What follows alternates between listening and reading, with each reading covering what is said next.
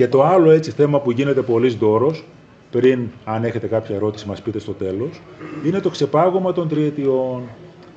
Έχουμε την κυβέρνηση, η οποία καθημερινά ακούμε ότι έχουμε αυξήσει τους μισθούς, Θα δούμε τώρα πρακτικά αυτό τι σημαίνει, ποιους αφορά το ξεπάγωμα των τριετιών, πώς εκδηλώνεται αυτό, με ποιες προϋποθέσεις, πώς λειτουργεί, τι σημασία έχει για τις εταιρείες που υποχρεωτικά εφαρμόζουν κλαδικές συμβάσεις, όπου προβλέπουν αποδοχές που είναι ανώτερες από τις νόμιμες, και πώς λειτουργεί στην πράξη. Ποια από τις δύο Μαρίες θα το πει? Εσύ. Θα το πει η Μαρία. Λοιπόν, ναι. Λοιπόν, τι είναι το ξεπάγωμα των τριετιών? Λοιπόν, πρόκειται για μία αμοιβή προϋπηρεσίας, ουσιαστικά, που υπερβαίνει η αμοιβή αυτή τον κατώτατο μισθό, λόγω προϋπηρεσίας του μισθωτού. Και η μόνη προϋπόθεση είναι η πάροδος συγκεκριμένου χρόνου εργασίας. Το επίδομα τριετίας είναι μία από αυτές τις αμοιβές της προϋπηρεσίας, είναι η πιο γνωστή στην πράξη. Τώρα, αυτές οι διατάξεις σχετικά με την αμοιβή αυτή είχαν καταργηθεί με το Μνημόνιο 2 το 2012 και συγκεκριμένα από 14 Δευτέρου του 2012 και αναβιώνουν από τώρα τον Ιανουάριο του 2024. Λοιπόν, εφαρμόζεται στους μισθωτούς που αμείβονται με τον κατώτατο νόμιμο μισθό. Αν κάποιοι μισθωτοί αμείβονται με ανώτερο μισθό, θα πρέπει να γίνει μία σύγκριση, δηλαδή τι παίρνουν στην πραγματικότητα, μεταξύ του τι παίρνουν στην πραγματικότητα και του τι θα έπρεπε να παίρνουν με βάση τις διατάξεις αυτές, και γίνεται ένας συμψηφισμός των δύο ποσών, οπότε ο εργοδότης μετά είναι υποχρεωμένος να δώσει το παραπάνω που υπολείπεται. Τώρα, πότε πρέπει να διανύθηκε η προϋπηρεσία?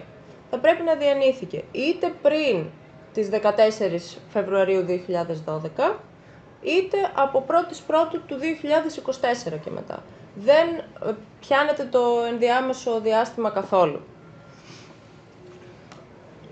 Λοιπόν, ένα πολύ σημαντικό ζήτημα είναι σε ποια ειδικότητα θα πρέπει να έχει διανυθεί η προϋπηρεσία.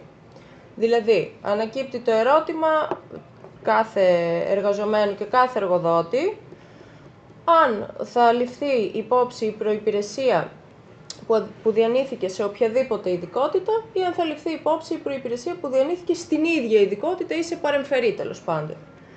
Λοιπόν, και η απάντηση είναι η εξής. Αν δεν αναφέρει διαφορετικά η σχετική συλλογική σύμβαση εργασίας, τότε μπορεί να ληφθεί υπόψη οποιαδήποτε προϋπηρεσία. Δηλαδή, ακόμα και αν ήταν σε άλλη ειδικότητα και σε οποιονδήποτε εργοδότη.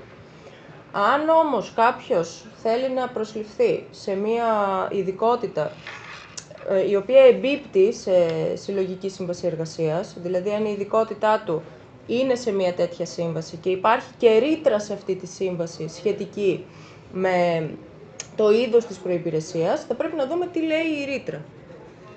Σε πολλές συλλογικές συμβάσεις εργασίας υπάρχει συγκεκριμένη ρήτρα που λέει ότι για να πάρεις το επίδομα της προϋπηρεσίας, αυτή την τριετία δηλαδή, θα πρέπει να είναι ομοειδείς οι ειδικότητες. Οπότε ανακύπτουν διάφορα θέματα, γιατί κάποιος το 2012 μπορεί να δούλευε σε άλλη δουλειά και τώρα από το 2024 και μετά να θέλει να πάει σε μια άλλη ειδικότητα. Βέβαια, στην πράξη δεν υπάρχουν και πολλές συλλογικές συμβάσεις εργασίας. Οπότε ο κανόνας θα λέγαμε ότι είναι ότι μπορεί να ληφθεί υπόψη οποιαδήποτε προϋπηρεσία σε οποιαδήποτε ειδικότητα. Και ένα άλλο θέμα... Ναι. Και ένα άλλο θέμα είναι αν λαμβάνεται υπόψη προϋπηρεσία σε απασχόληση πλήρους ή μειωμένου ωραρίου. Εννοείται και τα δύο, και οι δύο σχέσεις εργασίας, απλώς αλλάζει ο υπολογισμός. Δηλαδή, στο περίπου τώρα θα είναι διπλάσια η προϋπηρεσία στις συμβάσεις, πλήρους απασχόλησης, σε σχέση με τη μειωμένη. Λοιπόν, τώρα τα ποσοστά της προσάυξησης για τους υπαλλήλους είναι ανατριετία προϋπηρεσίας, και ανεβαίνει 10% ο κατώτατος μισθός κάθε τριετία. Ενώ αν φτάσεις στα 9 χρόνια προϋπηρεσίας, παίρνεις το 30% της προσάυξησης και αυτό είναι το πλαφόν, δεν ανεβαίνει παραπάνω. Κάτι παρόμοιο ισχύει και για τους εργατοτεχνίτες, αλλά αλλάζουν και τα ποσοστά, ναι, και τα πλαφόν. Γιατί θα πρέπει εκεί να έχεις φτάσει στα 18 χρόνια για να υπάρξει πλαφόν. Και παίρνεις πάλι το 30% του κατώτατου μισθού ως προσάυξηση. Λοιπόν, και πάμε να δούμε και δύο παραδείγματα. Λοιπόν, έχουμε το πρώτο παράδειγμα.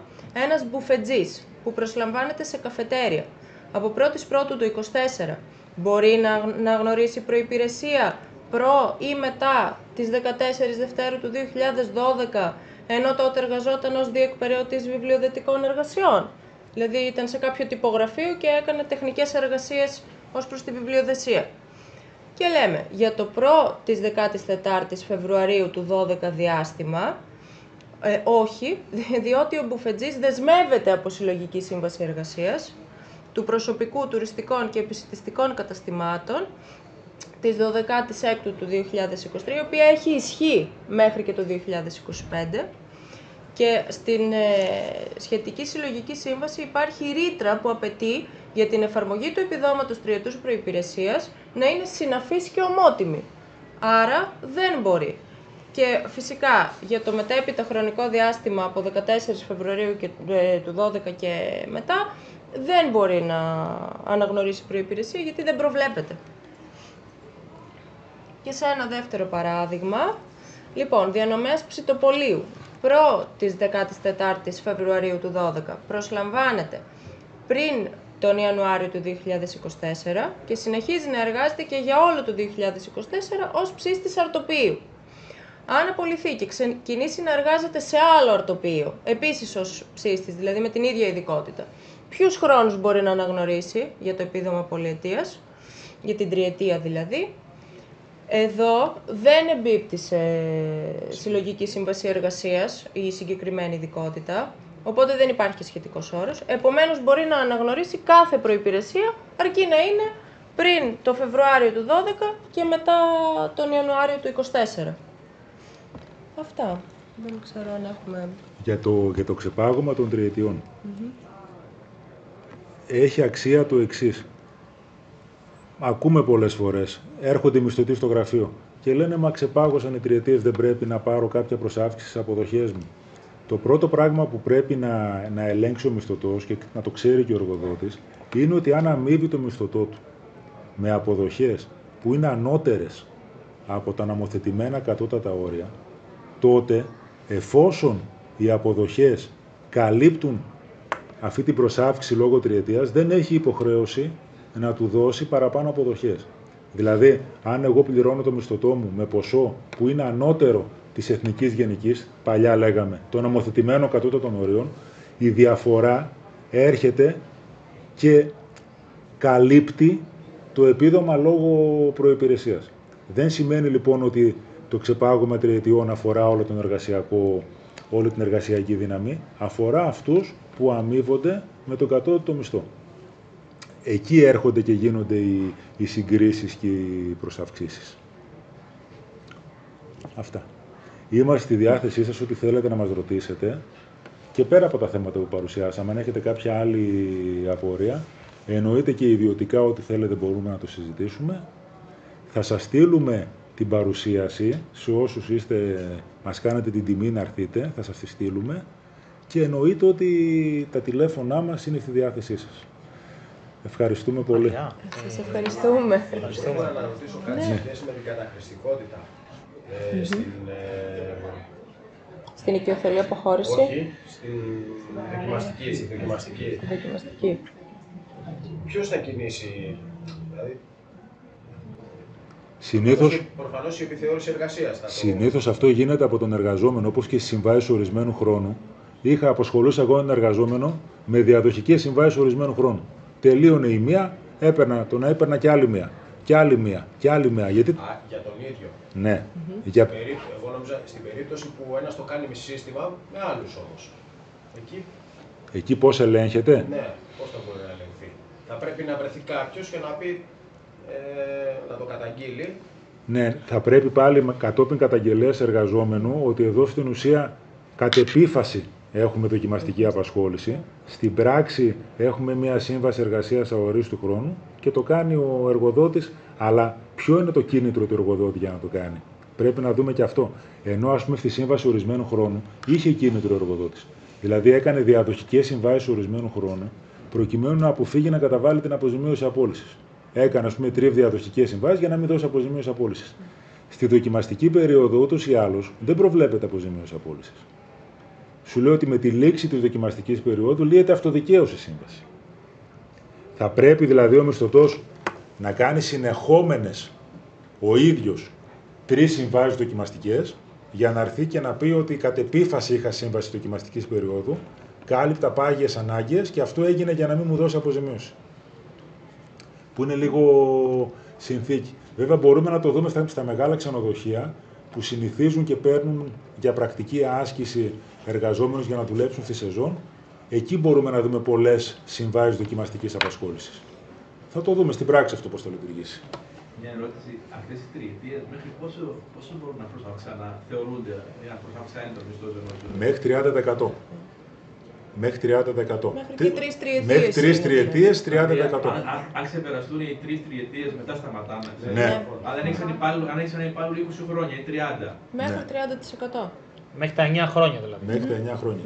Μέχρι 9 χρόνια, γιατί μέχρι κάτι εμείς έχουμε δώσει παραπάνω.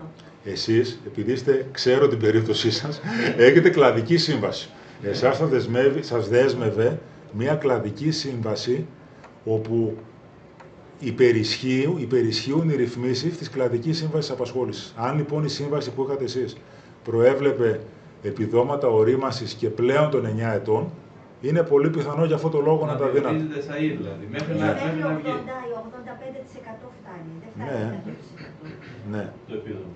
Αν όμως δεν σας δέσμευε κλαδική σύμβαση και είχατε απασχόληση με βάση τα νομοθετημένα κατώτατα όρια, τότε ίσχυε το πλαφόν των 3 τριετιών. Άρα εμείς ακολουθούμε τη κλασική σύμβαση. Να το δούμε όμως, γιατί νομίζω ότι στη δική σας την επιχείρηση δεν δεσμεύεστε πλέον από την κλαδική σύμβαση. Οπότε εκεί τι γίνεται? Γιατί το εργατικό δίκαιο είναι συγκρουσιακό. Τι γίνεται εκεί? Αν ένας εργοδότης συνεχίζει και καταβάλει αποδοχές, ενώ δεν έχει συμβατική δέσμευση, ενώ έχει λήξει λοιπόν η κλαδική μου σύμβαση, εγώ από κεκτημένη ταχύτητα συνεχίζω και καταβάλω τις ίδιες αποδοχές.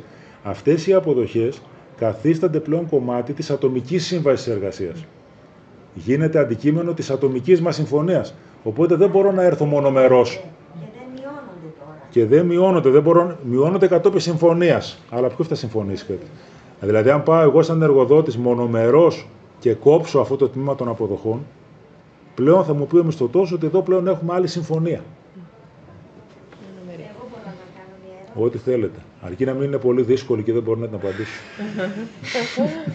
Εμείς αυτή την κλαδική σύμβαση που λέτε, που έχουμε τους ηλεκτροτεχνίτες, Ναι. πρέπει εμείς σαν εργοδότες να προσπαθήσουμε να τους κάνουμε αρχιτεχνίτες ή μόνοι τους θα πρέπει να ασχοληθούν με το θέμα αυτό? Θα σας πω. Και μια δεύτερη ερώτηση, έστω και γίνονται αρχιτεχνίτες, μετά θα τους πάμε στην πρώτη τριετία των αρχιτεχνητών ή σε αυτή που ήταν σαν ηλεκτροτεχνίτες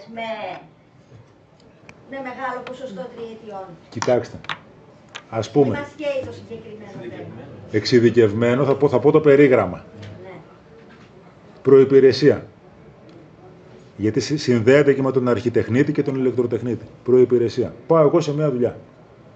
Πώς μπορεί να ξέρει ο εργοδότης μου ότι εγώ έχω προϋπηρεσία? Προβλέπει λοιπόν ο νόμος ότι για να υποχρεωθεί ο εργοδότης να μου καταβάλει επίδομα προϋπηρεσίας, θα πρέπει να μου έχει γνωστοποιήσει ο εργαζόμενος την προϋπηρεσία του. Δεν μπορώ εγώ να κάνω εικασία, θα πρέπει άρα να μου προσκομίσει τα ένσημά του με επίσημο τρόπο, να φαίνεται, μου τα έχει καταθέσει, προκειμένου να του δώσω την προϋπηρεσία του. Στη δική σας περίπτωση, είναι θέμα στάθμισης. Δηλαδή, εφόσον έχω έναν μισθωτό στη δουλειά μου για πολλά συνεχόμενα χρόνια, υποτίθεται ότι γνωρίζω ότι πλέον αυτός έχει συμπληρώσει τις προϋποθέσεις ούτως ώστε να θεωρηθεί αρχιτεχνίτης.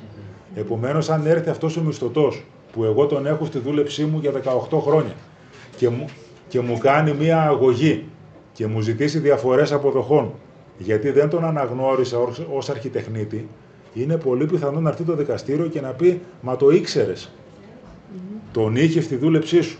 Αν όμως μου έρθει από κάπου αλλού, έρθει από άλλη εταιρεία και δεν μου έχει γνωστοποιήσει την προϋπηρεσία του στη συγκεκριμένη ειδικότητα, τότε είναι πολύ πιθανό σε μια ενδεχόμενη αξίωσή του να ζητήσει διαφορές αποδοχών να φάει το κεφάλι του, γιατί δεν μου το έχει γνωστοποιήσει με σύνομο τρόπο. Θέλουμε τα mail σας, αν θέλετε να μας τα δώσετε, για να σας στείλουμε την παρουσίαση και είμαστε στη διάθεσή σας. Ευχαριστούμε πολύ. Ευχαριστούμε. Είστε καλά.